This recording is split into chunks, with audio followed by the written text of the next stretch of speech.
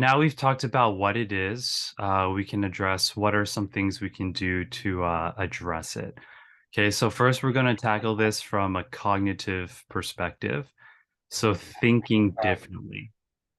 Okay, I think one of the most important messages you could take away from this workshop is the idea that you are not your thoughts. Okay. When you engage in the cycle of negative self talk, it's really easy for you to equate your belief with reality. Okay. And that heavily influences and elevates your stress and anxiety levels. So, one of the most fundamental ways to combat IP is being able to recognize that just because you think these things does not make it true. Okay. It's a difference between having the thought, I am not good enough versus not being good enough, right? 20th century psychiatrist Aaron Beck, he identified a handful of what he called cognitive distortions. And there are some examples up on the slide. You see there, filtering is when we focus on the negative and just ignore the positive, right? Catastrophizing is when we always expect the worst case scenario. Emotional reasoning, which is one of the most relevant ones for IP. I feel it, therefore it must be true. And these are ways of thinking that we automatically engage in. We're not consciously thinking that we're doing this, right? It's very implicit. So when you are engaging in this type of thinking, what you do is you pause, you notice, you name it, and then you acknowledge the automatic process, right? It helps work against constantly internalizing the negative and self-diminishing messages. It's just the way you think. It's not who you are, right? Okay, so that's the practice of just self-awareness and thought challenging.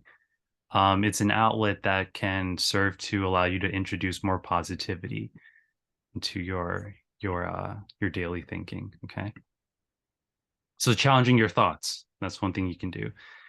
The second thing is reframing your negative experiences. Okay, so sometimes we really do have setbacks or road bumps that can lead to an imposter moment. Okay, so when that happens, you have the opportunity to reframe it. A bad grade, a poor review, again, doesn't need to speak to who you are, but rather what we can do differently, right? More preparation, start goals earlier, gain more skills, expand our knowledge. Everything you can control to improve your performance over time. And so the key thing here is to not let these experiences or feelings of IP become ingrained into your identity, right? Because that's when it really spirals into future doubt and inhibits you. We mentioned before when we were talking about the cycle, right? About anxiety. Anxiety is all about avoidance.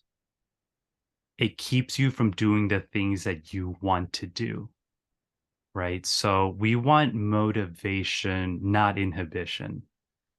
So when we have that IP moment, we can channel it into our motivation by looking at what we can do rather than what it supposedly makes us, right? I think what is critical too is that, the overall goal is not to never have imposter feelings or not to never feel negatively about ourselves, right? Rather, it's the idea that we want to create the skills and insight to kind of talk yourself down when you're having that moment so that it's just a moment rather than an imposter life, right? It's an imposter moment, not your imposter life. A quote from Michelle Obama, she said, whenever I doubted myself, I just told myself to put my head down and do the work and let the work speak for itself. Okay. So don't let your imposter moment inhibit you from doing what you want to do or what aligns with your values. All right.